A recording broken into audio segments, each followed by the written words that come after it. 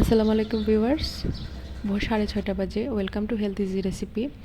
প্রতিদিন সকালে ডিমের সেদ্ধ, পোচ বা অমলেট খেতে খেতে যারা বিরক্ত তাদের জন্য আমি একটু ভিন্ন ধরনের অ্যারাবিয়ান শাকসুকার রেসিপি নিয়ে এসেছি।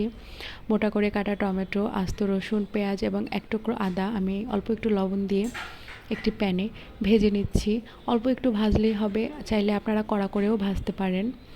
অল্প একটু সেদ্ধ হয়ে এসেছে, আমি এখন মিশ্রণটি ব্লেন্ড করে নেব। খুব বেশি স্মুথ করতে হবে না। এই যে ব্লেন্ড করা হয়ে গিয়েছে। আগের প্যানেই আমি মিশ্রণটা ঢেলে দেব এবং ব্লেন্ডার ধোয়া পানিটাও দিয়ে দেব। কোনো লবণ দেব না, দিয়ে দেব হলুদ, মরিচ, জিরা, ধনিয়া। মিশ্রণটা ভালো করে কষিয়ে এর মাঝে আমি দিয়ে দেব দুটো ডিম। ডিমের ওপর অল্প করে লবণ ছিটিয়ে দেব এবং দিয়ে দেব কাঁচামরিচ, ধনিয়া পাতা।